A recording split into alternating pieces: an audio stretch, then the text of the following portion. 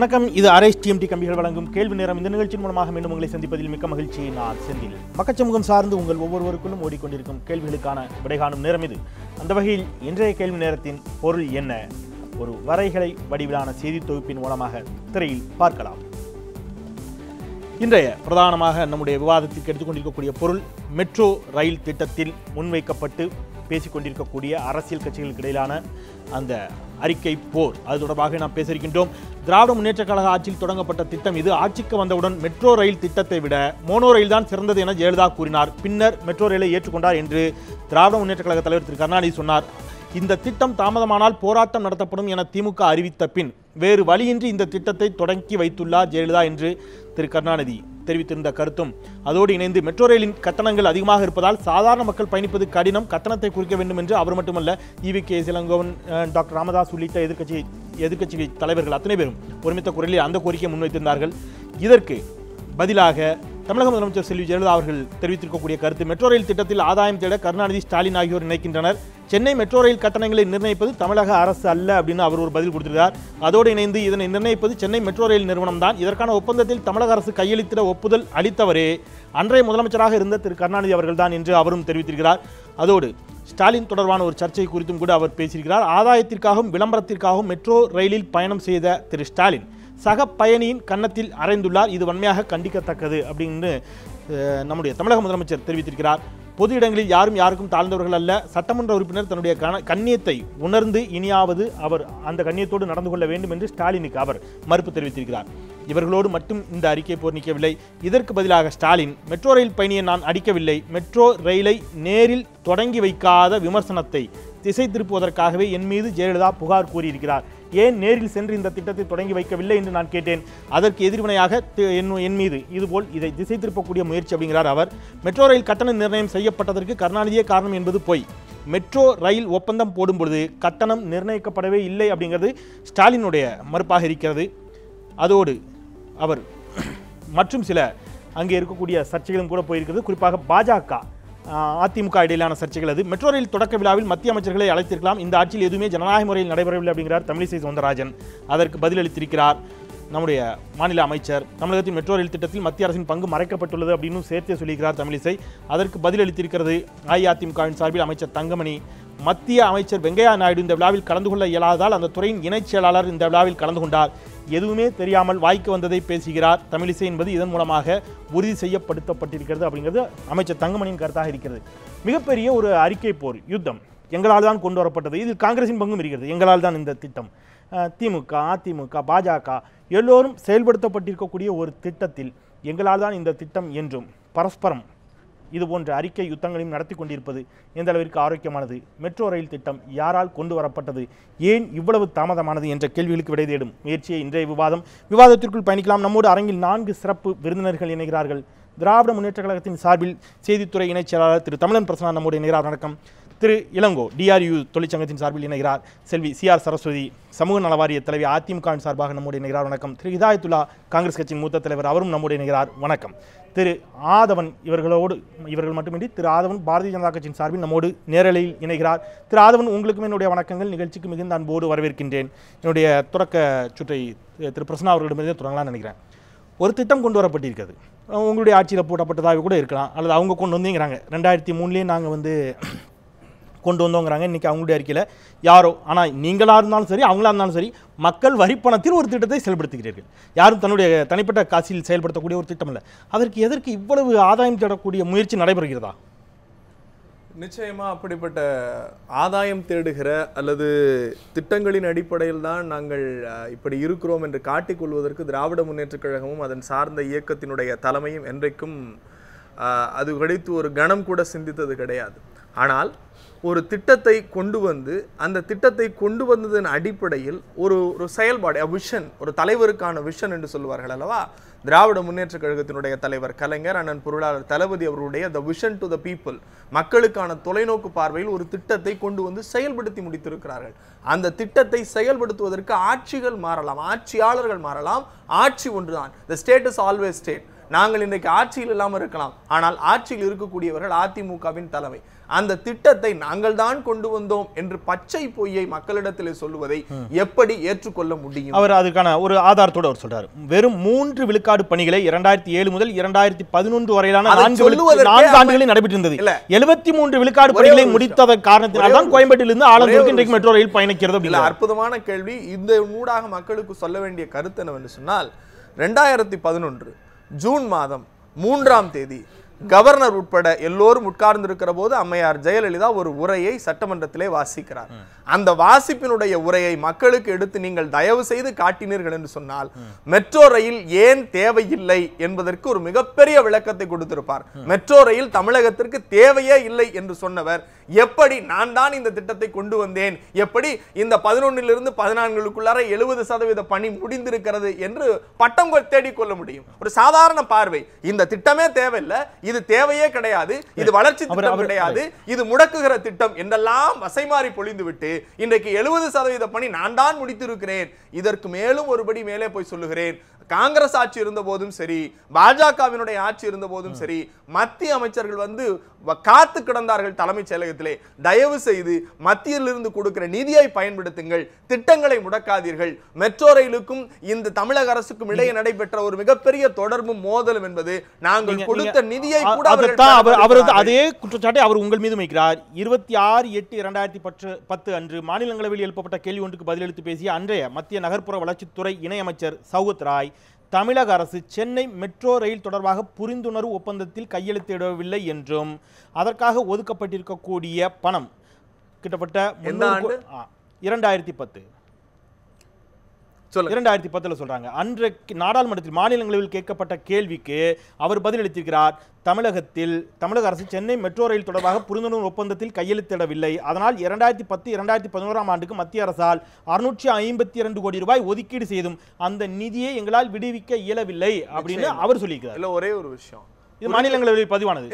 கண்டிப்பா கண்டிப்பா கண்டிப்பா அதுக்கு பதில் சொல்ல வேண்டிய கடமை என்கிட்ட இருக்கு. மாநிலங்களவையில் இப்படி ஒரு உடன்பாடை வைக்கிறாங்க. இந்த திட்டத்தினுடைய தொடக்கம் 2007 2008 அதற்கு பிறகு படிப்படியாக அதை சட்டன் இம்போசிஷன்ஸ் உண்டாக்குறாங்க. மத்திய அரசு பணத்தை ஒதுக்குகிற போது ஒரு சில காரணங்கள், ஒரு கண்டிஷன்ஸ் என்று சொல்லப்படுகிற பணத்தை ஒதுக்குகிற போது கண்டிஷன்ஸை போடுகிற போது மாநில அரசோடு செயல்படுகிற போது மாநில அரசு இந்த காரணங்களுக்காக இதை ஏற்க முடியாது. ஆக அவங்க சொல்லிக்கலாம் இல்லையா? ஒரே ஒரு விஷயம், அதே அவங்க சொல்லிக்கலாம், காசை வைத்து காத்து கொண்டிருந்தார்கள் அதிமுக ஏற்க மறுக்கிறதுங்கறீங்க. அதிமுக மீது ஒரே ஒரு விஷயம் என்ன அப்படின்னா, நீங்க ஒரு சட்டன் பிரைமா ஃபேஸில் பணம் கொடுக்கிற வரைக்கும் தான், கொடுத்து முடித்து விட்டதற்கு பிறகு திட்டங்களை தாமதப்படுத்துவது என்பது அதிமுகவிற்கு கைவந்த கலை. பணம் ஒதுக்கீடு செய்யப்பட்ட பிறகும் கூட தாமதமானது அப்படிங்கிறது அவங்களுடைய குற்றச்சாட்டாக இருக்கிறது. திரு ஸ்டாலின் அவர்களும் ஒரு கருத்தை முன்வைக்கிறார். இந்த கட்டணத்தை நிர்ணயம் செய்வதற்கான ஒப்பந்தம் கையெழுத்திடப்பட்டதே எங்களுடைய ஆட்சியில் தான், நாங்கள் சொல்லி தான் நடந்துச்சுன்னு சொல்றாங்க. அப்பொழுது அந்த மாதிரியான எந்த கையெழுத்தும் இடப்படவில்லை. இது தொடர்பாக கட்டணத்தை நிர்ணயிப்பது தொடர்பாக செய்யலை அப்படின்னு அவர் ஒரு மறுப்பு சொல்றாரு. இதுல எந்த இடத்துல வந்து நான் அவர்கிட்ட கேட்ட அதே கேள்வி தான் உங்ககிட்ட கேட்கிறேன்.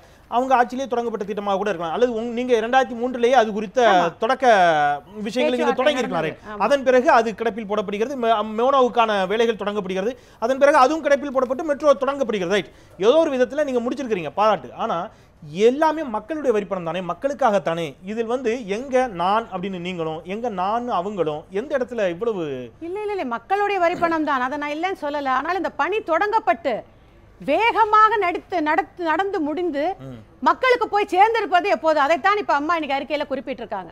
திராவிட முன்னேற்ற கழக ஆட்சியில் அவர்கள் தொடங்கியதாக சொன்னாலும் அதை 3% தான் அவர்கள் நிறைவேற்றினார்கள்.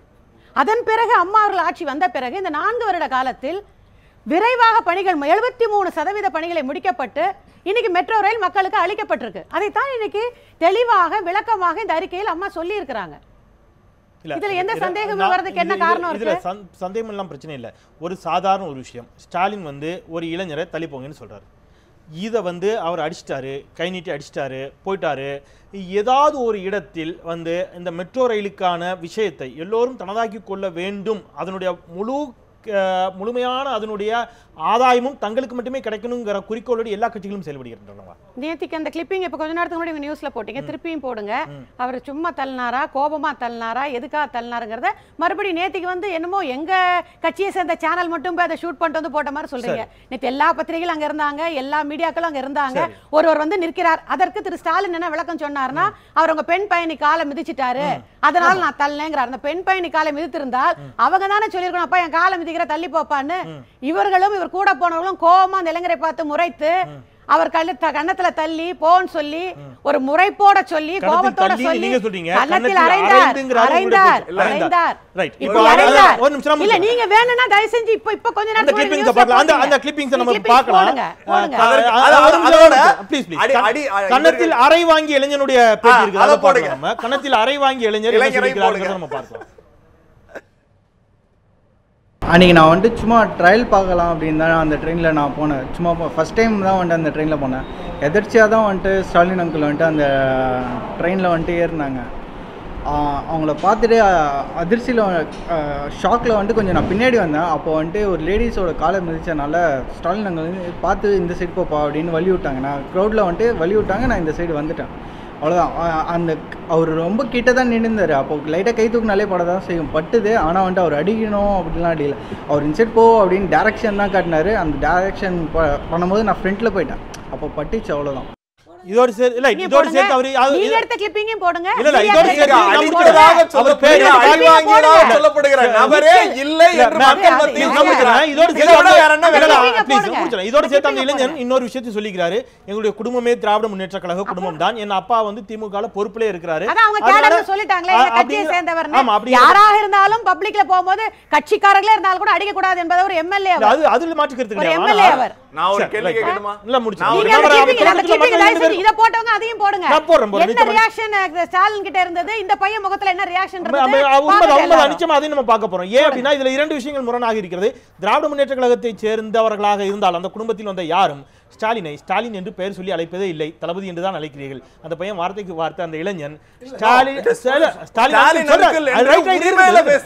ஒரு தலைவரை ஸ்டாலின் அங்கிள் உரிமையில பேசுகிற போது ஒரு தலைமை கலைமட்ட தொண்டனுக்கும் எவ்வளவு உறவுமுறை பாலம் இருக்கிறது என்பதை பார்க்கணும். ப்ளீஸ் திரு ஹிதாயத்துல்லா. அதாவது அந்த தம்பி சொல்லும்போது ரெண்டு விஷயத்தை கவனிக்கணும்.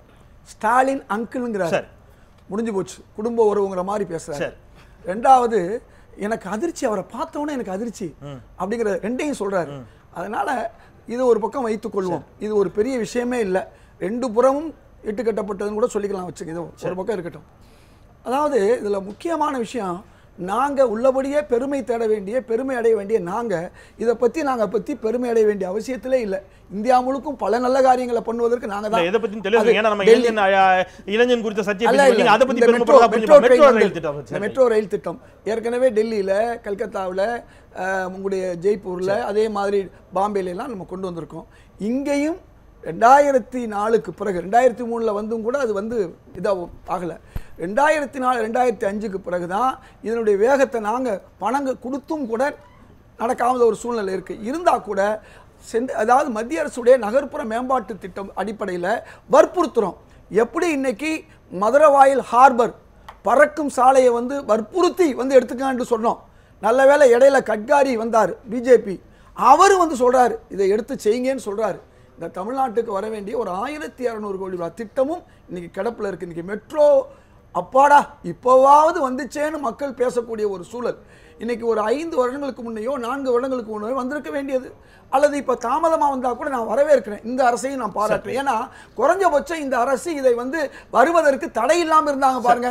ஒன்று நல்ல வேலை, இந்த மோனோ ரயில் திட்டம் கிடப்பில் போடப்படாமல் இருந்தால் இன்னைக்கு மெட்ரோவும் ஆட்டங்கன் இருக்கும். இது ஒரு பக்கம். இப்போ பிரச்சனை என்னன்னு சொன்னால், இன்றைக்கு மக்களுடைய கேள்வி 2 விஷயம். புது டெல்லியில் மக்கள் முதல்வராக இல்லை, அவர் வந்து சட்டமன்ற முதல்வராக தான் இருந்தாங்க. ஷீலா தீட்சித் விலையை குறைச்சிருக்காங்க. அதே மாதிரி நமது மாநில முதல்வர் எந்த வகையிலேயாவது முயற்சி செய்து அது அவங்க தெளிவா சொல்லிக்கிறாங்க, ஓராண்டுக்கு அவர்கள் எந்த இடத்திலும் கட்டண விஷயத்திற்குள் தலையிட முடியாது என்பதுதான் ஒப்பந்தம் அவங்க சொல்லியிருக்காங்க. சொன்னது யாரு? நிர்வாகம் தான் என்பது ஒப்பந்தத்தில் கையெழுத்திடப்பட்டிருக்கிறது. ஒரே நிமிஷம், நாட்டுல எவ்வளவோ ஒப்பந்தங்கள் கையெழுத்திடப்படுகிறது.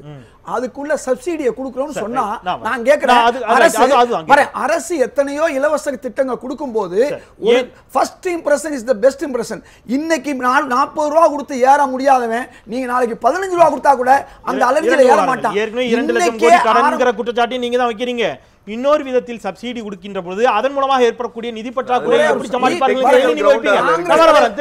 காங்கிரஸ் தலைவர் EVK சிலங்கோவன் மட்டுமல்ல எல்லாரும் கேட்டிருக்க ஒரு விஷயம், இன்றைய முதல்வர் நினைத்தால் அதற்கு சப்சிடி கொடுத்து இதை குறைக்க முடியும். அடிப்படையில் இந்த திட்டம் யாரால், இந்த திட்டத்தினுடைய முழுமையான வெற்றி இவர்களுக்கு தான் சொந்தம்னு யாரையாவது குறிப்பிட முடியுமா? அப்படி குறிப்பிட்டா நீங்க யாரை சொல்லுவீங்க?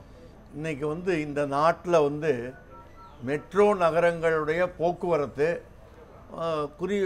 திட்ட கமிஷனால் முதல்ல யோசிக்கப்பட்டது. எல்லாம் கிட்டத்தட்ட 1250 கிலோமீட்டருக்கு மெட்ரோ ரயில் போடணுன்னு 5ஆம் திட்டத்துக்கு முன்னாடி 11ஆம் திட்டத்துக்கு முன்னாடி திட்டமிடப்பட்டது. அது படிப்படியாக திட்டமிடப்பட்டு கொஞ்சம் கொஞ்சமாக அங்கங்கே நடந்துகிட்டு இருக்கு. இதுக்கு மத்திய அரசு அர்பன் டெவலப்மெண்ட் டிபார்ட்மெண்ட் அவங்க பணம் ஒதுக்குறாங்க. இந்திய ரயில்வே அதுவே மெட்ரோ ரயிலை கல்கத்தாவில் போட்டது. 20 வருஷத்துக்கு முன்னாடியே போட்டாச்சு.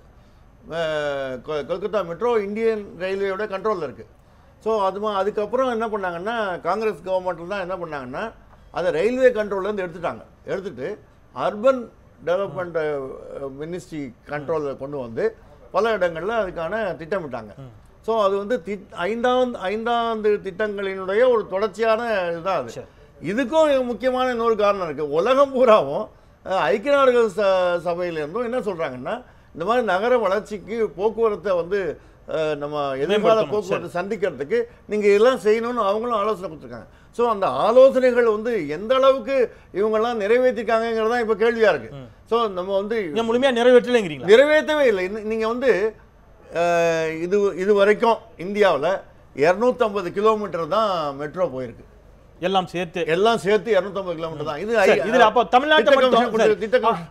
தமிழ்நாடு மட்டும் இங்கே பர்பஸாக இவ்வளவு அரசியல், மற்ற மாநிலங்களில் இல்லாத ஒரு அரசியல் இங்கே மட்டும் நடைபெற வேண்டிய தேவை என்ன? தேவை இது இங்க அரசியல் ரொம்ப இங்க மட்டும் திட்டமிட்டு தாமதப்படுத்தப்படல. நீங்க ஏதோ ஒரு தாமதம் ஆயிருக்குதுன்னா அது இந்திய சூழலில் தாமதமாவதற்கான காரணம் மற்ற எல்லா மாநிலங்களிலும் விரைந்து நடந்து விட்டது. தமிழகத்தில் மட்டும்தான் தாமதம்னு சொன்னா ஆட்சியாளர்கள் மீது எல்லா இடத்துலயும் முடிஞ்சு போச்சு. ஆனா அது ரயில்வே கண்ட்ரோல்ல வந்தது.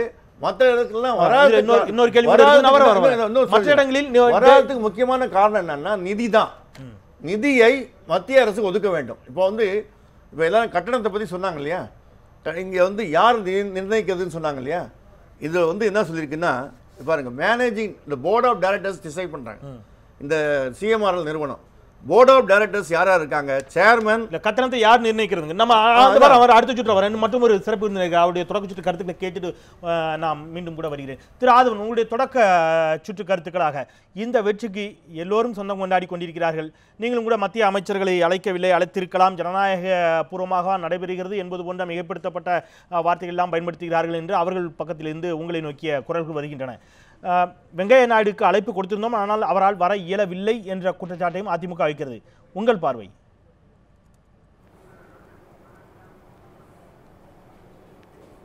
இல்லை, முதல்ல பார்த்தீங்கன்னா தமிழகத்தில் அரசியல் நிகழ்வுகள் எந்த அளவுக்கு தரம் தாழ்ந்து சென்று கொண்டிருக்கின்றது என்பதற்கு இந்த நிகழ்வும் ஒரு உதாரணமாக சென்று கொண்டிருக்கின்றது. ஒரு விஷயத்தை பார்த்தீங்கன்னா, இந்த மெட்ரோ ரயிலை பொறுத்தவரையில் திமுகவா அதிமுக யார் இந்த உரிமையை கொண்டாடுவது, யார் தாங்கள் தான் நிறைவேற்றும் என்று கூறுவதில் போட்டி இருக்கின்றது. இந்த திட்டம் அறிவிக்கின்ற பொழுது 9500 கோடி ரூபாய் திட்டத்தில் மதிப்பீட்டோடு அறிவிக்கப்பட்ட இந்த திட்டம் இவர்கள் காலம் தாழ்த்தியதன் காரணமாக இப்போது முடிக்கப்பட்ட தொகையின் அளவு 20,000 கோடி, கிட்டத்தட்ட 11,500 கோடிகள் இழப்பு ஏற்பட்டது. மக்களின் வரி பணம் விரயம் செய்யப்பட்டிருக்கு. இந்த விரயம் செய்யப்பட்ட பணத்திற்கு யார் பொறுப்பு? திராவிட முன்னேற்ற கழகமா, அண்ணா திராவிட முன்னேற்ற கழகமா? இரண்டுமே இதுல யார் பொறுப்பு ஏற்றுக் கொள்கின்றனர்? அவர்கள் இந்த உரிமையை எடுத்துக்கொள்கிற நாங்கள் தான் நிறைவேற்றணும் என்று. இழப்புக்கு யாருமே பொறுப்பு ஏற்றுக்கொள்ள மாட்டார்கள். ஆனால் இந்த உரிமையை மாத்திரம் இது நாங்கள் நிறைவேற்ற என்று எடுத்துக்கொள்கிற என்ன நியாயம் இருக்கின்றது என்பது எனது வாதம். நல்லது, நம்ம அடுத்த ஒரு சிறிய இடைவெளிக்கு பிறகு மீண்டும் கூட பேசலாம். அந்த கட்டண குறைப்பிற்கு அதற்கான அதிகாரம் யாருக்கு இருக்கிறது என்பது தொடர்பாகும். திரு ஸ்டாலின் நான் ஜப்பான் சென்று இதற்கான முயற்சிகள் எல்லாம் செய்தேன் என்று சொல்லியிருந்தார். அதற்கான மறுப்பையும் கூட தமிழக முதலமைச்சர் தெரிவித்திருக்கிறார். இந்த திட்டத்தில் உள்ளபடியே இதற்கான வெற்றி யாருக்கு சொந்தம் என்று நாம் பேசலாம் ஒரு சிறிய இடைவெளிக்கு பிறகு. நியூஸ் 7 தமிழ் பொறுப்பும் பொது நலனும். சிறிய விளம்பர இடைவெளிக்கு பிறகு மீண்டும் RSTMT கம்பிகள் வழங்கும் கேள்வி நேரம் நிகழ்ச்சிக்கு உங்களை மிகுந்த அன்போடு வரவேற்கின்றேன். மெட்ரோ ரயில் ஓடத் தொடங்கி இருக்கிறது சென்னையில். சென்னையை தவிர மற்ற தமிழகத்தில் இருக்கக்கூடிய மக்கள் அதை ஊடகங்களின் வாயிலாக பார்த்து வியந்து அதிசயித்துக் கொண்டிருக்கக்கூடிய அதே வேளையில் அது தொடர்பான அரசியல் சர்ச்சைகளையும் அவர்கள் இன்றைக்கு பார்க்க தொடங்கி இருக்கிறார்கள் ஊடகத்தின் வாயிலாக. அது தொடர்பாக விவாதித்துக் கொண்டிருக்கின்றோம். நீங்கள் அந்த விஷுவலை கேட்டீங்க, அவர் அப்படியே கன்னத்தில் தட்டுனாரு அல்லது அரைஞ்சாரு உங்களுடைய விஷயத்தில், அல்லது அவங்க போன்னு சொன்னார். அந்த விஷயத்தையும் கூட நம்ம பார்க்கலாம். ஏன்னா அதை மட்டும் போட்டிங்க இதை போடலிங்கிற ஒரு வருத்தம் இருக்கக்கூடாது உங்களுக்கு. அதனால அந்த விஷயத்தையும் கூட நீங்க பாருங்க.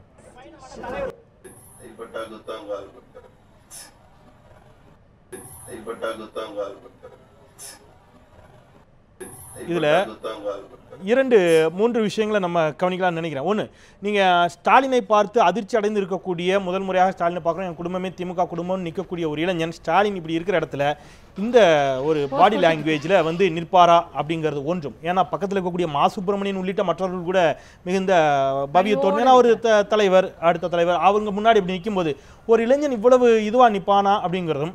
இன்னொன்று, அவர் கன்னத்தில் லேசாக தான் தட்டுறாரு உங்களுடைய பார்வையில், அதற்கு ஏன் அவன் அவ்வளவு முறைக்கணும் அவரை அப்படிங்கிறதும் இதெல்லாம் இயல்பாக பாத்தீங்கல்ல. நீங்க ஒரு வீடியோ போட்டீங்கல்ல, நானும் ஒரு வீடியோ வச்சிருக்கேன், மக்கள்கிட்ட கொஞ்சம் ஜூம் பண்ணி காட்டுங்க. அந்த பெண்ணின் மீது மீச்சு கொண்டு சொல்றீங்க அதானே? இல்ல இருங்க சார், கீழே பாத்தீங்களா 3 பெண்கள் இருக்காங்க. ஒரு இயக்கத்தினுடைய தலைவராய் தன் தொண்டனாக இருந்தாலும் மக்களிடத்தில் போகிற போது தன் தொண்டனால் மக்களுக்கும் பெண்களுக்கும் கண்ணிய குறைவு ஏற்பட்டு விடக்கூடாது என்பதற்காக நகர்ந்து ஒரே ஒரு விஷயம் இன்னைக்கு தெரியுமா, ஒரே ஒரு விஷயம், இதெல்லாம் பேசுறதுக்கு இவங்களுக்கு என்ன தார்மீக உரிமை இருக்குங்கிற ஒரு கேள்வி வைக்கணும். சட்டமன்ற கண்ணியம் எல்லாம் பேசினாங்கல்ல என் பாசத்திற்குரிய அக்கா சரஸ்வதி. 1991-96 வரலாறை கொஞ்சம் புரட்டி பாருங்க.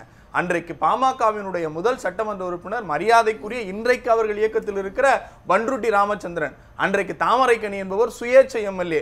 அவர் அதிமுகவிற்கு அழைக்கப்பட்டார், வற்புறுத்தப்பட்டார். அன்றைக்கு அதிமுகவின் ஆதரவு சுயேட்சை எம்எல்ஏ. அம்மையார் ஜெயலலிதா குறித்து ஜெயலலிதா என்று வார்த்தை பேசுகிற போது பன்ருட்டி பின்னால் இருந்த தாமரைக்கணி ஓங்கி சட்டமன்றத்தில் அறைந்தார். அதை பார்த்து குலுங்க குலுங்க சிரித்தது அம்மையார்.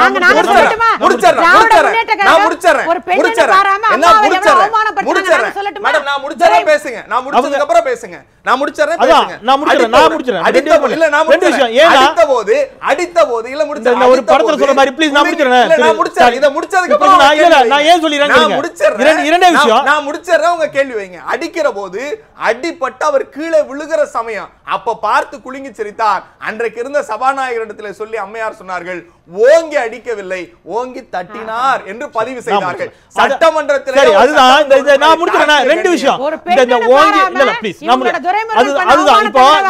இதுதான் இங்க எதுக்காக விஷயம் பச்சை நான் சொல்லிடுறேன்.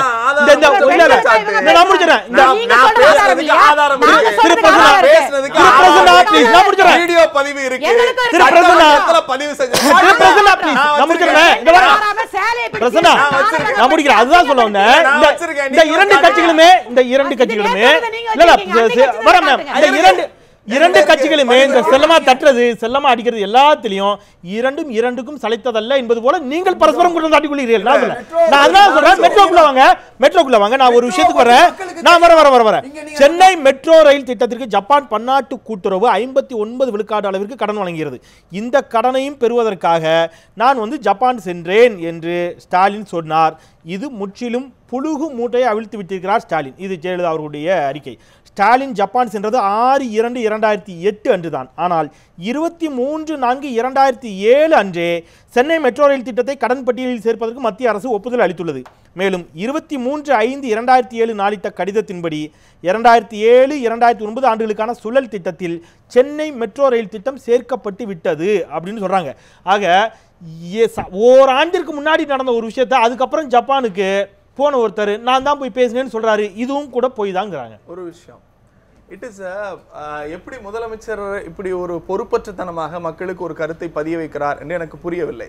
It is a state and central project. மாநிலத்தினுடைய ஒரு பங்கும் மத்தியத்தில் இருக்கிற ஒரு பங்கும் போட வேண்டிய ஒரு கூட்டமைப்பு, ஒரு கூட்டு பங்கிற்கான ஒரு திட்டம். அந்த திட்டத்துல மாநிலத்தின் சார்பாக போடப்படுகிற திட்டத்திற்கு கடன் நிதியுதவி வாங்க போகிற போது அதை இவர் மறுக்கிறார். நீங்க அந்த திட்டம் கொண்டு வந்துட்டோம், அப்ப செயல்படுத்துகிற போது தமிழக அரசின் சார்பாக போட வேண்டிய பணம் எங்கே போகிறது என்கிற கேள்வி வருகிறது. அதை கொண்டு போய் அதிலே சேர்க்க வேண்டும் என்று சொன்னால் தமிழகத்தின் சார்பாக அன்றைக்கு இருந்த துணை முதலமைச்சராக அண்ணன் போகிறார். இதை போலவே ஒகேனக்கல் அதுதான் சொல்றாங்க. அதையும் சேர்த்து மறுத்திருக்கிறாரு அவரு. நீங்க நம்ம மெட்ரோ மட்டும் பேசலாம், ஏன்னா நேரம் மற்ற கெஸ்டுக்கும் ஒன்னா. இரண்டு விஷயம், இந்த 2006 இருந்து 2011 வரையிலான திராவிட முன்னேற்ற கழகத்தின் ஆட்சியில் ஒதுக்கப்பட்ட நிதி எவ்வளவு? அவங்க அதையும் சுட்டி காட்டுறாங்க. 1143 கோடி ரூபாய் ஒதுக்கியிருந்தார்கள். ஆனால் 2011 மே மாதம் நான் முதலமைச்சரான பொழுது அவங்க சொல்ற வார்த்தை, நான் முதலமைச்சர் ஆனதிலிருந்து இதுவரை 9229 கோடி ரூபாய் இதற்காக செலவிடப்பட்டிருக்கிறது, ஒதுக்கப்பட்டிருக்கிறது சொல்றாங்க. அப்போ வேகமாக நிதியை ஒதுக்கி இருக்கிறேன், வேகமாக திட்டங்களை ஒதுக்கி விட்டிருக்கிறேன் அப்படின்னு சொல்றாங்க. இவங்க ஒதுக்குனாங்களா? மத்திய மாநில அரசுடைய பங்கு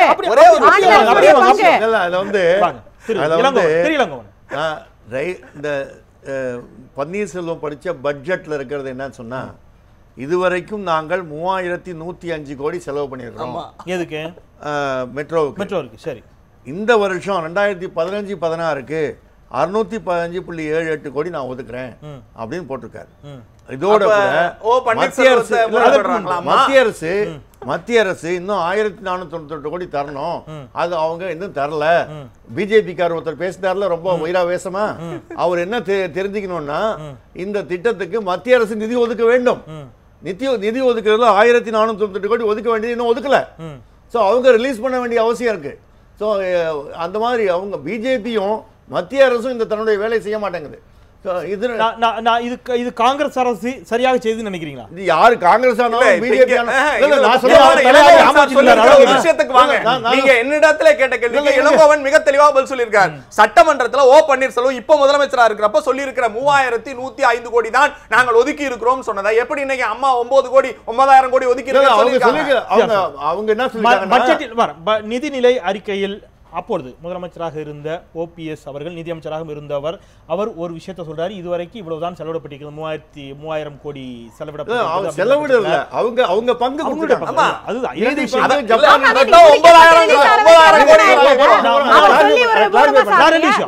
மத்திய அரசுடைய பங்கு இருக்கா இல்லையா? 3000 போக மத்திய அரசுடைய பங்கு இருக்கா இல்லையா? அதுதான் சொல்லுங்க. மத்திய அரசின் பங்கு, அப்புறம் ஜப்பான் இன்டர்நேஷனல் கோஆபரேஷன் ஏஜென்சியோட பங்கு எல்லாம் சேர்த்து தான் அந்த 10,000. அவங்களும் என்னுடைய பங்கு மட்டும் சொல்லல, அவங்களும் எந்த இடத்துலயும் அப்படி சொல்லல. ஜப்பான் பங்குன்னு ஒரு பங்கு சொன்னார் இல்லையா, அதை வாங்குவதற்கு தான் தளபதி போனார். அதுதான் அவர் போறதுக்கு முன்னாடியே கொடுத்தாங்கங்கறது அவங்களுடைய வாய்ப்பு. No no it is not so, it is not so, it is not so. அடிப்படையில் உள்ளது. நீங்க அவ்வளவு தூரம் படிச்சீங்க இல்லையா? என்னைக்கு ஜப்பான் நிதி ஒதுக்குச்சு? 2008க்கு பின்னால ஒதுக்குச்சு. அத முதல்ல பாருங்க. அப்படி ஒதுக்குறாங்க. அதாவது கடித போக்குவரத்து கேட்பதெல்லாம் முக்கியம் இல்ல, அது எப்ப சாங்க்ஷன் ஆகுறாங்க, யாரு போய் சாங்க்ஷன் ஆகுறது முக்கியம். இப்போ எனக்கு அது முக்கியம் இல்ல. அது ஒரே ஒரு வாதம் நான் முடிச்சிறேன். அப்படி பார்த்தா கூட ஒரு மாநிலத்துடைய துணை முதலமைச்சர் ஜப்பானுக்கு சென்று அந்த நிதியை வாங்கி வர வேண்டியிருக்கிறது. அன்றைய இருந்த மத்திய அரசு என்ன செய்ய வேண்டியது? ஒரு நிமிஷம். இன்னைக்கு பட்னாவிஸ் மத்திய அரசு அன்று மத்திய அரசு நீங்க தானே? நான் கேக்குறது ஆந்திராவோட நீங்க தான மத்திய அரசு? இல்ல சார், ஆந்திராவுடைய மாநில அரசு ஒரு நிதி அமைச்சரோட கூட்ட திட்டம். ஒரு நிமிஷம் சார், பட்னாவிஸ் எதுக்கு போறாரு? இன்னைக்கு போய் 4500 கோடி கேட்டு வாங்கிட்டு வந்திருக்காரு. இவையெல்லாம் ஏன் நம்ம நரேந்திர மோடி முதல்வரா இருக்கும்போது சீனாவுல போய் ஏன் காசு கேட்டு வாங்கிட்டு வந்தாரு? இவையெல்லாம் அவங்க வேலையை பார்க்கிற பொறுப்பு. இதை இவ்வளவு காலமா யாரு பார்க்கலன்னு மக்களுக்கு தெரியும். இது ஒரு பக்கம் இருக்கட்டும். பிரச்சனை இப்ப மெட்ரோக்குள்ள வருவோம். இன்னைக்கு 10 கிலோமீட்டருக்கு மொத்தமே 7 ஸ்டேஷன். பாரிஸ்ல இன்றைக்கு 600 மீட்டர் டவுனுக்குள்ள வெறும் 600 மீட்டருக்கு ஒரு ஸ்டேஷன். எத்தனை உண்மையிலேயே இது நகர் பக்கல் வளர்ச்சின்னு சொன்னா கூடுதல் ஸ்டேஷன் வரணும். அதுக்கான முயற்சியை நம்ம எடுப்போம். நம்பர் 1. நம்பர் 2, 2 கோயம்பேட்லையும் ஆலந்தூர்ல மட்டும்தான் பார்க்கிங் வசதி இருக்கு. இப்ப மற்ற இடங்களிலும் பார்க்கிங் வசதி இருக்கணும். இது இருந்தா தான் இது பாஸ் ஆகும். இப்ப எப்ப என்ன நடக்குதுன்னா, இந்த திட்டத்தை ஃபெயில் ஆக்குறதுக்கு என்னென்ன வழிமுறை இருக்கோ அதை பார்த்துக்கிட்டு இருக்காங்க. 3வது, என்னை பொறுத்தவரை இந்த திட்டம் மற்ற நாடுகள்ல, அது பாரிஸா இருக்கலாம், ஹாங்காங்கா இருக்கலாம், பல ஆண்டுகளாக நான் போய் பார்த்துட்டு வர்றேன். பூமிக்கு அடியில போறதுனால இன்றைக்கு மவுண்ட் ரோட்ல அண்ணா சாலையில அந்த முனையிலிருந்து ஏர்போர்ட் வரையும் சாலை மேல் சாலை வந்துச்சுன்னு சொன்னா இன்னைக்கு உண்மையில நகர போக்குவரத்து ரொம்ப எளிதாக அமையும். இப்ப இடையிடையே இந்த மெட்ரோ வர்றதுனால அந்த போக்குவரத்து திட்டம் ஏற்கனவே 2-3 முறை டத்தோ சாமிவேல் இங்க வந்தாரு. ரொம்ப முக்கியம் என்ன தெரியுமா, அதையும் தாண்டி இப்ப இன்னைக்கு அவசியமான விஷயம் வந்து இந்த மெட்ரோவோட எது சரியா வரும் சொன்னா அதாவது மேலடுக்கு பாதை ஒண்ணு சென்னை அண்ணா சாலை மேல போகணும், அதுக்குள்ள வழியையும் பார்க்கணும். இவை எல்லாம் சேர்ந்தால்தான் ஒட்டுமொத்த சென்னை நகரம் வந்து நீங்க சிங்கார சென்னையாகவோ அல்லது எல்லா வசதியும் உள்ள சென்னையாகவோ அல்லது ஸ்மார்ட் சிட்டியாகவோ மாறும். பிரச்சனை என்ன, மெட்ரோ ட்ரெயின்ல காசை வந்து குறைக்கிறது, மக்கள் ஏழை மக்களும் சாதாரண மக்களும் போகணும், அவர்களுக்குள்ள வசதியை சரிப்படுத்தணும், அதை சுத்தமாக வைப்பதற்குள்ள வேலையை பார்க்கணும்.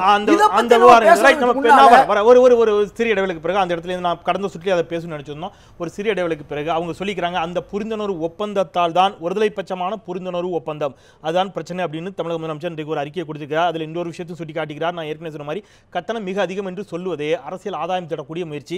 கட்டண உயர்வுக்கு நாங்கள் காரணமல்ல, திரு கருணாநிதி தான் காரணங்கிறார். அது தொடர்பான விளக்கத்தோடு உங்களிடமிருந்து தொடங்குகிறேன். ஒரு சிறிய இடைவேளைக்கு பிறகு கட்டணத்தை நிர்ணயிக்கக்கூடிய உரிமையை யாருக்கு கொடுத்தது, கட்டணத்தை குறைக்கக்கூடிய உரிமையும் அதிகாரமும் தமிழக அரசுக்கு இல்லையா? ஒரு சிறிய இடைவேளைக்கு பிறகு பேசலாம். நியூஸ் 7 தமிழ், பொறுப்பும் பொது நலமும். சிறிய இடைவெளிக்கு பிறகு மீண்டும் RSTMT கம்பிகள் வழங்கும் கேள்வி நேரம் நிகழ்ச்சிக்கு உங்களை மிகுந்த அன்போடு வரவேற்கின்றேன். மெட்ரோ ரயில் ஓடத் தொடங்கியதை தொடர்ந்து பல்வேறு அரசியல் சர்ச்சைகளும் சண்டைகளும் ஓடத் தொடங்கி கொண்டிருக்கின்றன தமிழகத்தில். யாரால் நிறைவேற்றப்பட்டது இந்த திட்டம் என்ற தளத்தில் அது குறித்து பேசிக் கொண்டிருக்கிறோம். திரு இளங்கோவன், கட்டணத்தை நிர்ணயிக்கக்கூடிய உரிமையை யாருக்கு கொடுத்தார்கள், அதை குறைக்கக்கூடிய அதிகாரம் தமிழக அரசுக்கு இருக்குதா இல்லையா? இதற்கு முன்னால் ஒரு சின்ன விஷயத்துக்கு நான் பதில் சொல்லணும். என்ன விஷயம்னா, இந்த திட்டத்தை வந்து 2007 துவக்கப்பட்டாலும் 2008 ஜப்பான் இன்டர்நேஷனல் கோஆபரேஷன் ஏஜென்சியோட ஒப்புதல் வந்தாலும் மத்திய அரசுக்கு ஒப்புதல் கொடுத்தது 2009 தான். மத்திய அரசு எந்த அளவுக்கு தாமதம் பண்ணியிருக்குங்கிறது அது ஒரு முக்கியமான காரணம். அதுக்கப்புறம் அது நிதியை ரிலீஸ் பண்றதுக்கு கொஞ்ச நாள் ஆச்சு. ஸோ மத்திய அரசும் இதுல வந்து பங்கு வகிக்குது. அது மட்டும் இல்லாம இன்னைக்கு வந்து 21 வரைக்கும் 21 வரைக்கும் எக்ஸ்டென்ஷன் இருக்கு இல்லைங்களா, அதுக்கு இன்னும் பிஜேபி கவர்மெண்ட் அப்ரூவல் கொடுக்கல. அது இழுத்துக்கிட்டே இருக்காங்க. வெங்கைய நாயுடு இங்க வந்து சொன்னாரு, நான் அப்ரூவல் பண்ணிட்டேன்னு சொன்னாரு. ஸோ நடக்கல. அடுத்த விஷயம் சொல்றேன். இந்த சென்னை மெட்ரோ ரயில் கார்பரேஷன் வந்து அதை பத்தி சென்னை மெட்ரோ ரயில் கார்பரேஷனுடைய வெப்சைட்ல போட்டிருக்காங்க. என்ன சொல்றாங்கன்னா, it has now been converted into a joint venture of Government of India and Government of Tamil Nadu with equal equity holding. மத்திய அரசும் மாநில அரசும் சம அந்தஸ்துடன் இருக்கக்கூடிய போர்ட் ஆஃப் டைரக்டர்ஸ். இந்த போர்ட் ஆஃப் டைரக்டர்ஸ் வந்து சென்ட்ரல் கவர்மெண்டோட மினிஸ்ட்ரி ஆஃப் அர்பன் டெவலப்மெண்டோட மதுசூதன் பிரசாத் தான் சேர்மன். அதே மாதிரி மேனேஜிங் டைரக்டர் திரு பங்கஜ் குமார் பன்சால். அது இல்லாம டைரக்டர்ஸ்ல வந்து Shanmugam IAS principal secretary government of Tamil Nadu, S Krishnan principal secretary planning development department. இது மாதிரி இருக்க வரேன். 4 பேர் டைரக்டர்ஸ்ல இருக்காங்க. யாரு? தமிழ்நாடு கவர்மெண்டோட சம அந்தஸ்துடன். நீங்க வந்து நினைச்சா குறைக்கலாம் கட்டணத்தை, நிச்சயமா குறைக்கலாம். அதான் உங்களுடைய பதில். அதான் சொல்றேன். நீங்க தெளிவா சொல்லுங்க. போர்ட் ஆஃப் டைரக்டர்ஸ் யார் கையில இருக்கு? போர்ட் ஆஃப் டைரக்டர்ஸ் நீங்க தமிழ்நாடு அரசு அதோட இணைந்து இப்ப நீங்க சொன்ன மாதிரி 2009க்கு அப்புறம் தான் மத்திய அரசு நிதி ஒதுக்குச்சு அப்படிங்கிற ஒரு வார்த்தை வைக்கிறீங்க. 2006 முதல் 2011 வரை அன்றைய திமுக ஆட்சி காலத்தில் செலவிடப்பட்ட தொகை வெறும் 1143 கோடி அப்படிங்கிறாங்க. 2009 தான் நிதி ஒதுக்குனாங்கன்னா 2009, 2010, 2011 அப்புறம் தான் நிதி ஒதுக்கினாங்க. சரி, 2010 கூட வச்சுங்க. அப்ப 2 ஆண்டுகளில் 1113 கோடி ரூபாய் திமுக, 1143 கோடி ரூபாய் திமுக ஆட்சியில் ஒதுக்கீடு செய்யப்படுகிறது. தட் மீன்ஸ் அது மத்திய அரசு ஃபண்டுனே வச்சுக்கோங்க. அப்போ இதற்கு திமுக காரணமா காங்கிரஸ் காரணமா? ஒதுக்காதது மத்திய அரசு 2007 இருந்து இவங்க எழுதினாலும் ஒப்புதல் கொடுத்தது 2009 தான். அது தாமதம் பண்ணது காங்கிரஸ். காங்கிரஸ் தாமதம் செய்த பட்சத்தில் தவறு. அதற்கான குற்றச்சாட்டை திமுக நோக்கி ஏன் வைக்கப்படுகிறது அப்படிங்கிற ஒரு கேள்வி. இதுதான் அரசியலா நான் கேட்கிறேன். நான் திரு ஆதவன் கடந்த சுற்றிலே போகல, அவருடைய கருத்துக்களை கேட்க முடியல, கேட்டு வரேன். திரு ஆதவன், இப்பொழுது இருக்கக்கூடிய மத்திய பாஜக அரசும் கூட இதுவரை அதற்கு தேவையான நிதியை ஒதுக்கவில்லை அப்படின்னு இளங்கோவன் ஒரு குற்றச்சாட்டை வைக்கிறாரு. உங்களுடைய பதில்?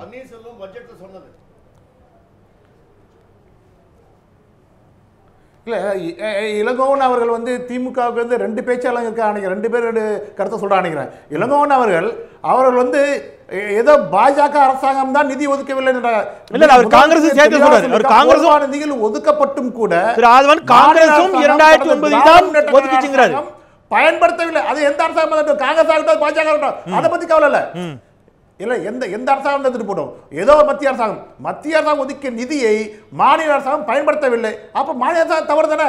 இன்னொன்று, மத்திய அரசாங்கம் காலம் தாத்தின்னு சொல்றாங்க.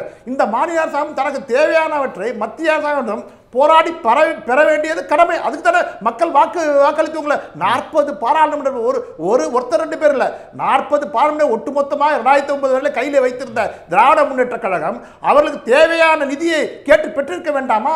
இந்த திட்டம் விரைவாக பூர்த்தி செய்ய வேண்டும் என்றால் அவர்கள் தானே முனைப்போடு செயல்பட்டிருக்க வேண்டும். பணியை வந்து மத்திய அரசாங்கம் போய் தப்பிக்க நினைக்கின்றாங்க. கட்டண உயரை பத்தி சொல்றாங்க. இப்ப அண்ணா திராவிட முன்னேற்ற அரசாங்கம் பல விஷயங்கள்ல வந்து பாத்தீங்கன்னா மத்திய அரசாங்கத்தையும் மதிக்காம எந்த அரசாங்கம் தானாக தன்னிச்சையா முடிவெடுக்கக்கூடிய அதிகாரம் படைத்த இப்ப இருக்க முதல்வர் பாத்தீங்கன்னா துணிச்சலா முடிவெடுக்கக்கூடாது. ஏன் கட்டணத்தை குறைப்பதற்கு நீங்க ஏன் துணிச்சலா முடிவெடுக்க கூடாதுன்னு கேட்கிறேன் நான். சரி, இரண்டு கேள்வி. திரு ஆதவன் இரண்டு விஷயமா வச்சுக்கலாம். அவரு அதுல அதிகார பகிர்வு என்பது 2 பேருக்கும் சரிசமமாக இருக்குது, மத்திய அரசுக்கும் இருக்குது, மாநில அரசுக்கும் இருக்குங்கிறது அவருடைய வாதமா இருக்கிறது. ஏன் மத்திய அரசு இதை செய்யக்கூடாது? மத்திய அரசே தலையிடல, பாதி இருக்கு இல்லையா, மாநில அரசாங்கம் இருக்கு இல்லையா? இல்ல நான் கேக்குறது மத்திய அரசாங்கத்துக்கு இருக்குங்கற மீதி பாதி யார்ட்ட இருக்குது? தமிழ்நாட்டுல திட்டத்துக்கு கொடுக்க வேண்டிய மீதி பாதி யார்ட்ட இருக்குது நான் கேக்குறேன். உங்க கையில இருக்கு. பாஜக ஆட்சியில இருந்து சொல்றேன். ஜெய்ப்பூர்ல பிஜேபி அரசாங்கம் இருக்கு. அங்க வந்து இப்பதான் 2015ல தான் 6வது மாசம் தான் அங்க வந்து பெட்ரோல் விடப்பட்டது. அங்க 5 ரூபா தான் மினிமம் ஃபேர். அங்க 10 ரூபா அடுத்து 3 அதான் அவர் கேக்குறாரு. இல்ல அதத்தான் அவர் கேக்குறாரு. அங்க கட்டணம் குறைவா இருக்குது, இங்க ஏன் இல்ல? மாநில பாஜக மாநிலத்தில் இருக்குது இல்லையா? இங்க மாநிலத்தில் பாஜக இருக்கு இல்லையா? மத்திய அரசு அவங்க பக்கம் குறைக்கட்டுமே. அவர் இவ்வளவு பேசுறாரு இல்ல, மாநில அரசு மேல குற்றம் சொல்றதுக்கு பிஜேபி இதுதான் கேக்குறேன். ரெண்டு விஷயம் நான் முடிச்சிடுறேன். நிதி ஒதுக்கின்ற பொழுது, மெட்ரோ ரயில் ஓட தொடங்குகின்ற பொழுது, அதற்கான பலன்கள்லாம் வரும்போது நான் எல்லாரும் கை தூக்குறீங்க. ஆனா கட்டணத்தை குறைக்கும் போது நீங்க ஏன் செய்யக்கூடாது? நீங்க செய்யுங்க.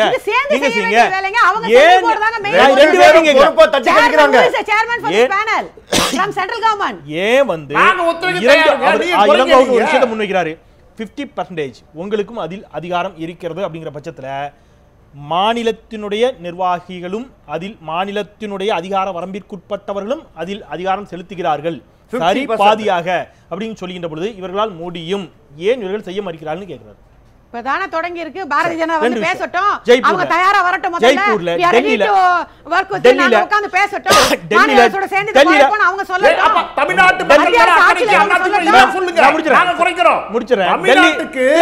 டெல்லி ஜெய்ப்பூர் போன்ற மாநிலங்கள் அங்க இருக்கக்கூடிய மெட்ரோ ரயில் திட்டங்கள் 4 ஆண்டுகளில் முடிக்கப்பட்டிருக்கின்றன.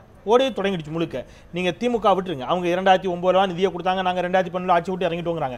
அதன் பிறகு 4 ஆண்டுகள் ஆன பிறகும் இந்த ஒரு வழித்தடத்தில் மட்டும்தான் மெட்ரோ ரயிலை இயக்கக்கூடிய ஒரு சூழல் இருக்கிறது. இன்னும் பல இடங்களில் பணிகள் முழுமையாக முடிவடையாத நிலை அப்படின்னு சொன்னா நீங்க என்ன செஞ்சிருக்கீங்க இந்த 4.5 ஆண்டுகளா?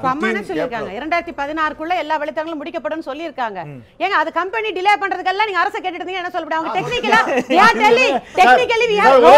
பள்ளம் வருதுங்க. இருங்க, இப்ப சென்ட்ரல் கிட்ட எவ்வளவு பெரிய பள்ளம் பாத்தீங்க? அரசாங்க கடமை என்ன?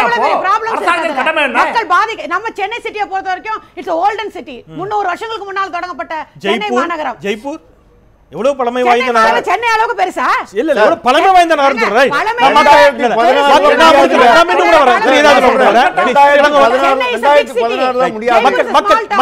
மக்களுடைய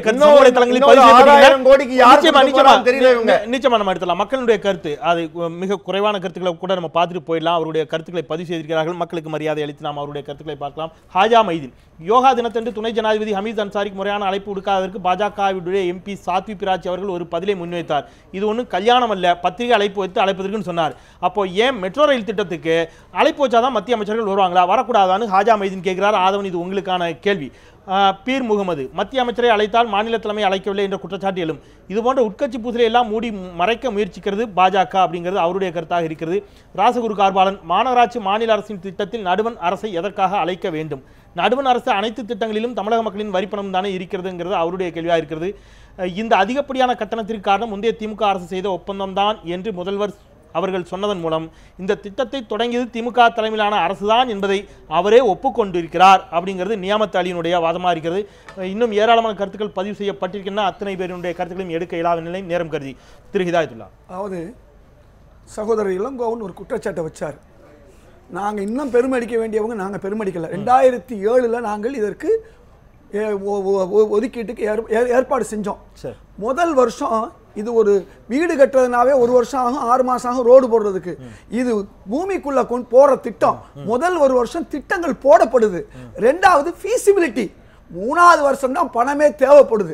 அதனால 2007 ஒதுக்கப்பட்ட இந்த திட்டம் 2009 பணம் ஒதுக்க ஆரம்பிக்கிறாங்க. அப்புறம் தான் பூமியை குடையிறது, இரும்பை கொண்டு வந்து போடுறது, ட்ரெயின் போடுறதுலாம். அதுக்கு முன்னே 2 வருஷம் இதற்கான திட்டம்.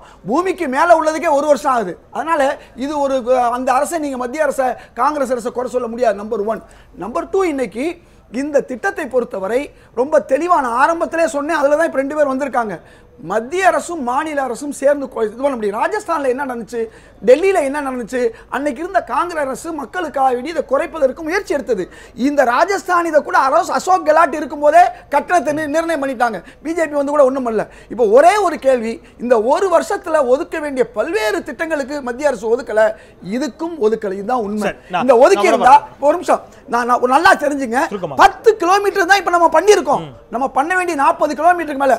பாரிஸ், ஒரே ஒரு விஷயம் சொல்லிட்டு போறேன், ஏன்னா மெட்ரோ பத்தி மக்களுக்கு தெரியணும். பாரிஸ்ல 22 லட்சம் மக்கள், ஆனா ஒரு நாளைக்கு 44 லட்சம் மக்கள்னா போக வர அவ்வளவு முழுசுமே அதை பயன்படுத்துறாங்க. ஆனா நம்ம ஊர்ல ஏறத்தாழ 50 லட்சம் மக்கள். லண்டன் பாரிஸ், நீங்க சொல்றது லண்டன் பாரிஸ். நம்ம பாரிமுனை நினைச்சோம். அது 115 வருஷத்துக்கு முன்ன ஆரம்பிச்சிட்டாங்க. நம்ம இன்னைக்கு தான் ஆரம்பிக்கிறோம். நான் அதை கூட சொல்றேன். நான் முக்கியமா சொல்ல வேண்டியது, இந்த ஒட்டுமொத்த மக்களும் மெட்ரோவில் பயணம் பண்ணக்கூடிய வாய்ப்பு இருந்தா அந்த மெட்ரோ ரயில் வருமானம் கிடைக்கும், தொடர்ந்து நடக்கும். அது இல்லாம இந்த கட்டண உயர்வுனாலையும் வசதி குறைவுனாலையும் கார் பார்க்கிங் மெட்ரோ, அதாவது ஸ்கூட்டர் பார்க்கிங்லாம் யாரும் போக மாட்டாங்க. சரி சரி, நீங்க ஏற்கனவே அதை பதிவு பண்ணிட்டீங்க. உலகம் முழுக்க எல்லாரும் இதை எப்படி பயன்படுத்துறாங்கன்னா, கார் வச்சிருக்கவங்களும் காரை நிப்பாட்டிட்டு மெட்ரோல போயிட்டு வர்றாங்க. இதுக்குள்ள வசதியை இன்னைக்கு செய்யணும் அப்படிங்கறத உங்களுடைய 1 வருஷம் கழிச்சு செஞ்சாலும் மக்கள் அதுக்கு போக மாட்டாங்க. அதான் ஃபர்ஸ்ட் அடிப்படையிலான யாருக்கான பயன்பாடு அதுங்கறத புரிந்து கொண்டு நம்ம அதை பயன்படுத்தணும். மெட்ரோனுடைய கட்டணம் சற்றே அதிகமா இருக்குது. கார், பொது போக்குவரத்தை விரும்பக்கூடிய கார், ஆட்டோவில் பயணம் செய்யக்கூடிய ஓரளவுக்கு மேல்தட்டு மக்கள் தான் அதை பயணம் செய்வார்கள். அதற்கான பார்க்கிங் வசதி அங்கே இல்லைங்கிறது அவங்களுடைய வாதம். இன்னொரு பக்கம், ஒரு வீட்டிற்கான ஒரு வீடே கட்டுறோம், அஸ்திவாரம் தோண்டக்கூடிய அதற்காக ஆகக்கூடிய காலம், அதற்கான உழைப்பு, அதை படிப்படியாக எழுப்புவதற்கான உழைப்பு, அதற்கான நேரத்தை விட அதை போய் வெள்ளையடிப்பதற்கோ அல்லது அதை வீட்டை போய் திறந்து வைக்கிறதுக்கோ ரொம்ப ஈஸி தான். அதுக்கான நேரம் ரொம்ப கம்மி. அப்போது அஸ்திவாரம் தோண்டிய ஒருத்தரையோ அல்லது வீடு கட்டின ஒருத்தரையோ நீ இவ்வளோ நாளாக வீடு கட்டிட்டு இருந்தேன், நான் பாரு 10 நிமிஷத்தில் வெள்ளை அடிச்சிட்டேன், நான் போய் திறந்து வச்சிட்டேன்னு சொல்கிற மாதிரி தானே இருக்குது. இவ்வளவு நாட்களாக நடைபெற்ற உழைப்பு, அது ஒரு பெரிய ப்ராசஸ். நீங்க தாமதம் படுத்திட்டீங்க, நாங்க பாருங்க டக்குனு முடிச்சு போய் திறந்துட்டோம் அப்படிங்கிற மாதிரியான வாதம் என்பது எந்த அளவுக்கு சரியா இருக்கும்? ஏங்க கிளியரா இன்னைக்கு அம்மா சொல்லிருக்காங்களா, இல்ல 3% தான் அவர்கள் ஆட்சி விட்டு போகும்போது இந்த பணி நடைபெற்றது. 1 வருஷம் தான். அவர் அதான் சொல்றாரு, 2009 கடைசில இறுதியில்தான் 2009 இறுதியில தான் நிதியே கொடுக்கப்பட்டதுங்கிறாரு. அப்ப 2 வருஷத்துல அவங்களால என்ன செய்ய முடியும்? 3 விழுக்காடு தானே செய்ய முடியும். 2 வருஷத்துல அவங்க 3% செஞ்சாங்க. ஆரம்ப கட்ட பணிகள் நாங்க 73% முடிக்கலையா? அதான் கேக்குறேன். 73% வேலை முடிச்சிருக்கு. நான் அதான் கேக்குறேன். இடம் அதான் சொன்னேன். 3%ங்க 4 வருஷத்துல 73%. நான் கேக்குறது இல்ல, அதுதான் நான் கேக்குறேன். நான் ரொம்ப எளிமையா கேக்குறேன். நீங்க இடம் கையகப்படுத்துவதில் தொடங்கி அளப்பது, இடம் கையகப்படுத்துவது, மற்ற விஷயங்களை அந்த எந்த பாதை வழியாக பயணிப்பது, இதற்கான ப்ராசஸ் இந்த திட்டம் 2003 அம்மாச்சில் கொண்டு வரப்பட்டு சரி, நீங்க கடந்த சுற்றுல ஒரு வாதம் வச்சீங்க. கம்பெனிக்காரன் லேட் பண்றதுக்குலாம் நாங்க என்னங்க பண்ண முடியும்? நீங்க அதே மாதிரி 3 விழுக்காடு வேலை தான் நடந்திருக்கு. கம்பெனிக்காரங்க லேட் பண்ணதுக்கு டெக்னிக்கலி தே செட் இது தொடங்க வேண்டியவர் இன்ஜினியரிங் சொன்ன டெக்னிக்கலி நீங்க முதல்ல கம்பெனி சொன்னதை இப்ப இங்கிலீஷ்ல சொல்றீங்க டெக்னிக்கலின்னு. ஆமா, கம்பெனி டெக்னிக்கல், கம்பெனிக்காரன் தான் டெக்னிக்கலா சொல்லுவாங்க, வேற வெளிய ஆள வந்து சொல்ல போறாங்க. அதுதான் நான் கேக்குறேன். டெக்னிக்கல் ப்ராப்ளம் மேல அந்த கம்பெனிக்காரன் தான் சொல்ல முடியும், நானோ நீங்களோ சொல்ல முடியாது. நான் கேக்குறது ஒருவேளை சரியா புரியலையோ? நீங்க உங்களுடைய ஆட்சியில் தாமதமானதுக்கு கம்பெனிக்காரன் காரணம், நீங்க கம்பெனிக்காரன் காரணம் நான் சொல்ல வரல. நீங்க ஏன் தொடங்கல? நாங்க அதுக்கு சொன்ன ஏற்கனவே கடந்த வருடமே தொடங்கி இருக்க வேண்டும். Technically we have some problem, we need time என்று அவர்கள் அறிக்கையில சொன்னாங்க. எல்லா பத்திரிகையிலுமே வந்தது. யாருடைய அறிக்கையில? மெட்ரோ வாட்டர் போர்டு அந்த என்ன மாதிரி கம்பெனி சொன்னாங்க. டெக்னிக்கலா என்ன மாதிரி பிரச்சனை? அது நீங்க அவங்கள தான் கேட்கணும். அளக்கும் போது அந்த பிரச்சனை இருந்தா ஒரு வண்டி மேல ஓடுதுன்னா லட்சக்கணக்கான மக்கள் பயணம் செய்யறத அப்படியே திறந்து விட்டுருவாங்களா? அவங்க உயிர் பாதுகாப்பு இல்ல. அதுதான் கேக்குறேன். ஒரு பாலம் கட்டணும் அப்படின்னு ஒண்ணு கையில காசு வந்துடுச்சு, எல்லா கடைக்கு மேல எல்லாம் அப்படியே பாலம் கட்டிட முடியுமா? கரெக்டா ஒரு திட்டத்தை தீட்ட வேண்டாமா? எங்க ஆரம்பிச்சு எங்க போய் எப்படி முடிக்கிறதுங்கிறதுக்கான ப்ராசஸ் இருக்கு இல்லையா? அந்த அந்த அந்த பொறியாளர்கள் எவ்வளவு கடினமான வேலை அது. நீங்க கிண்டியில் எடுத்தீங்கன்னா கத்திப்பாரா பிரிட்ஜுக்கு மேல இங்கிருந்து ஒரு போக்குவரத்து இருக்கிறது, ஒரு வழி இருக்கிறது, அதுக்கும் மேல ஒரு வழி இருக்குதுங்கிற பட்சத்துல எவ்வளவு கவனமாக செய்ய வேண்டிய வேலை. அதற்கான அடித்தட்டு ப்ராசஸ், ஸ்டார்டிங் ப்ராசஸ்க்கான டைம்ங்கிறது ரொம்ப அதிகமாக தானே இருக்கும்னு நான் கேட்கிறேன். இயல்பு தானே. இதுல அரசியல் கண்ணோட்டத்தோடு குறை சொல்வது என்பது அரசியல் கண்ணோட்டத்தோட தான் போய் சொல்ல. நடந்த பணிகளை தெள்ள தெளிவா நீங்க அம்மா பட்டியலிட்டு இருக்காங்க, அவ்வளவுதான். இதுல அரசியல் கண்ணோட்டம் எல்லாம் எதுவுமே கிடையாது. அத நீங்க அரசியல் கட்டமா ஊடகங்கள் வேணா எடுத்துக்கலாம். சரி, ரைட். வரேன். நான் இல்ல எல்லாத்தையும் சேர்த்தாங்க, எல்லாருக்குமே அந்த கண்ணோட்டம் இருக்குதா அப்படிங்கறத என்னுடைய கேள்வி. திரு ஆதவன் சமூக வலைத்தளத்துல ஒரு கேள்வி கேட்டிருந்தாங்க. துணை ஜனாதிபதி அவர் ஏதோ பக்கத்து வீட்டில் டீ சாப்பிட்றவர்ல துணை ஜனாதிபதிக்கே புரோட்டோகால் படி அது அழைப்பும் கொடுக்க முடியாது. பிரதமர் தலைமை தாங்கக்கூடிய ஒரு நிகழ்ச்சிக்கு ஜனாதிபதிக்கோ துணை ஜனாதிபதிக்கோ புரோட்டோகால் படி அழைப்பு இல்லை. அதை தாண்டி அவர் நான் வரல, அழைக்கல, எனக்கு அழைப்பு இல்லைங்கிறதுனால நான் கலந்துக்கலன்னு சொன்ன பொழுது மத்திய அமைச்சர் சொல்கிறார், சாத்வி பிராஜ் போன்றவர்கள் சொல்கிறார்கள், அது நான் கல்யாண விழா அழைக்கிறதுக்கு வர வேண்டியதானேன்னு சொல்றாங்க. நாட்டு மக்களுக்கான ஒரு திட்டம், போய் கலந்துக்கிறதுல பாஜக தலைவர்களுக்கு என்ன தயக்கம்? கூப்பிட்டாதான் போவீங்களா?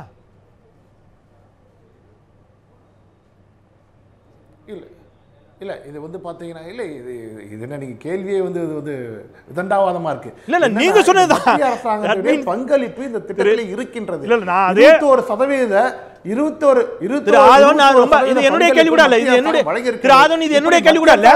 மக்கள் கேட்கிறார்கள், இல்ல மக்கள் கேட்கிறார்கள். சமூக வலைத்தளத்தில் ஒருத்தர் கேட்கிறாரு, நீங்க சொன்ன வாதம் தானே துணை ஜனாதிபதிக்கு எதுக்கு அழைப்பு கொடுக்கணும்? கல்யாண வீடா, சடங்கு வீடா, நாங்க என்ன பாலா காய்ச்சிரோங்கிற மாதிரிலாம் பேசுனீங்கல்ல. மெட்ரோ ரயில் திட்டம் மக்களுக்கானது தானே.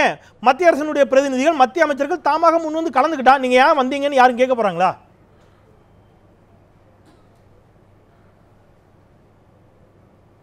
இல்லை, இப்போ பல பேர் திட்டம் ஏன் விரைவாக முடிக்கலன்னு கேட்கும்போது இளங்கோவனா கூட சொன்னா நிதியை மத்திய அரசாங்கம் கொடுக்கலன்னு. அப்ப நிதியை மாத்திரம் மத்திய அரசாங்கம் பெற்றுவிட வேண்டும். ஆனால் அதுக்கான கௌரவத்தை ஒரு திட்டம் நிறைவேற்றப்படும் போது மத்திய அரசாங்கம் பங்கீடு இருக்கின்ற போது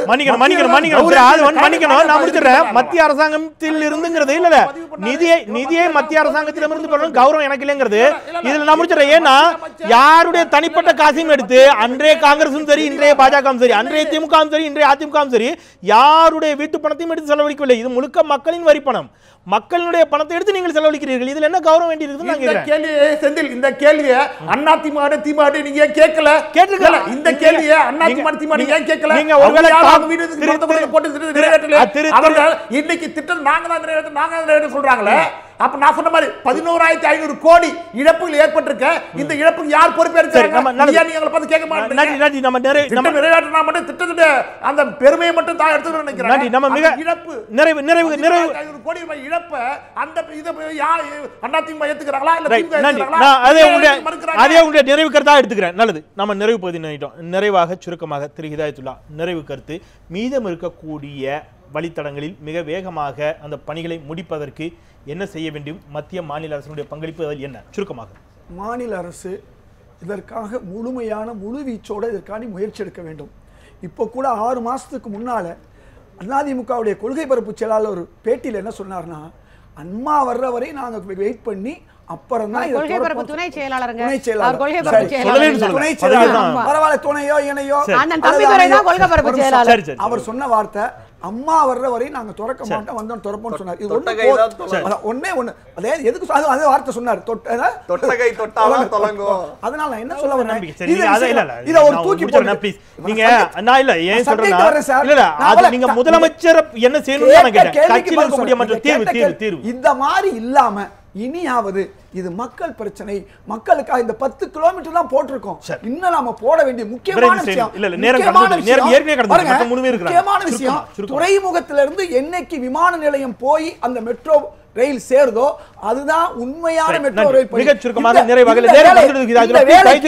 இன்னைக்கு உள்ள பாரதிய ஜனதா அரசு இந்த கடந்த வருஷம் ஒதுக்காத மாதிரி இல்லாம அவர்களும் இன்னைக்கு இந்த 2 அரசுகளும் 2016க்குள் எல்லா திட்டங்களும் நிறைவேற்றப்படும், எல்லா வழித்தடம் ஏற்படுத்தப்படும் என்பதை இன்னைக்கு அறிக்கையில அம்மாவே சொல்லியிருக்காங்க. அது உறுதியாக நடைபெறும் அப்படிங்கிறது உங்களுடைய நம்பிக்கை. நன்றி திரு இளங்கோவன். நிறைவு கருத்தாக மத்திய மாநில அரசுகள் என்ன செய்ய வேண்டும்? மீதி 2016க்குள்ள முடியாது. ஏன்னா அவங்களே அறிக்கையில கொடுத்திருக்காங்க, இன்னும் 6000 கோடி தேவை. 14600 கோடி திட்டம், அது 20000 கோடியா ஆகிப்போச்சு. சரி, இந்த 6000 கோடி யார் ஈடுகட்டுவாங்கன்னு சொல்லல. ரெண்டாவது, இப்போ மத்திய அரசு எவ்வளவு கொடுக்கும், மாநில அரசு எவ்வளவு கொடுக்குங்கிறது தெரியல. இந்த சூழ்நிலையில இன்னும் 4000 கோடி செலவு பண்ணணும், அதுக்கப்புறம் 6000 கோடி வரணும். ஸோ இந்த பணத்தை யார் கொடுப்பாங்கன்னு தெரியல. அதை பத்தி யாரும் இன்னும் பேசி அதை பத்தி முடிவு சொல்லல.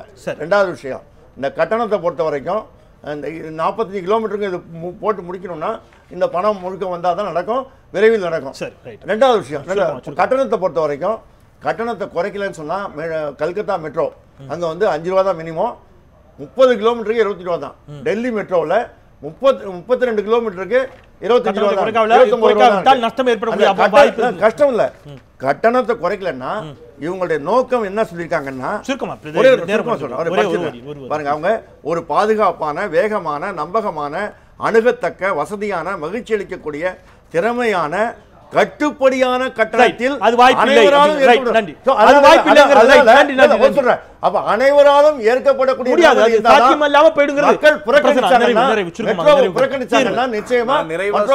பேசுறதுங்கிறது என்னை சுற்றி நிறைய குற்றச்சாட்டுகள் வச்சிருக்காங்க. முதல்ல ஆதவன் ஒரு குற்றச்சாட்டு வச்சாரு, 40 நாடாளுமன்ற உறுப்பினர் வச்சீங்க, தமிழ்நாட்டுக்கு என்ன செஞ்சீங்கன்னு. இன்னைக்கு இருக்கிற எல்லா கட்டுமான பணிகளையும் நாங்கள் மத்திய காங்கிரஸ் அரசை குற்றம் சாட்டவில்லை. அவர்கள் நாங்கள் கேட்ட போதெல்லாம் பணம் கொடுத்தார்கள், அதை மாநிலத்தினுடைய வளர்ச்சிக்கு பயன்படுத்தினோம். இன்னைக்கு நீங்கள் போகிற சாலை முதற்கொண்டு திராவிட முன்னேற்ற கழக ஆட்சியில் மத்தியில் காங்கிரஸ் இருந்ததோடு ஒட்டுமொத்த பொருளாதார பயன்படுத்தப்பட்ட திட்டம் இல்ல. ஒரு விஷயம், இரண்டாவது, இன்றைக்கு அம்மையார் அவர்கள் மெட்ரோ ரயிலை நாங்கள் தான் கொண்டு வந்தோம் என்று பெருமையை தேடிக் கொள்ளட்டும். இதோடு சேர்ந்து தமிழக சட்டமன்றத்தையும் நான் தான் கட்டினேன் என்று அதை துறக்க சொல்லுங்கள். அண்ணா முடிச்சற அண்ணா நூலகத்தை தயவு செய்து நான் தான் கொண்டு வந்தேன். மிக முக்கியமாக மதுரவாயல் பறக்கும் சாலை திட்டத்தை நான் தான் கொண்டு வந்தேன் என்று திறக்க சொல்லுங்கள். மக்கள் பயனடைய 4 பேரும் அரங்கில் வந்து இணைந்தீர்கள், மிக்க நன்றி. திரு ஆதவன் நேரலில் எங்களோடு இணைந்தீர்கள், மிக்க நன்றி. மறந்து கொண்டே இருப்பது மக்களின் இயல்பு, அதை மீண்டும் மீண்டும் நினைவுபடுத்திக் கொண்டே இருப்பது எனது கடமை. மீண்டும் மற்றும் சில மக்கள் சமூகம் சார்ந்த பிரச்சனைகளோடு கேள்வி நேரத்தில் நாளை உங்களை சந்திக்கின்றேன். நான் செந்தில். நன்றி.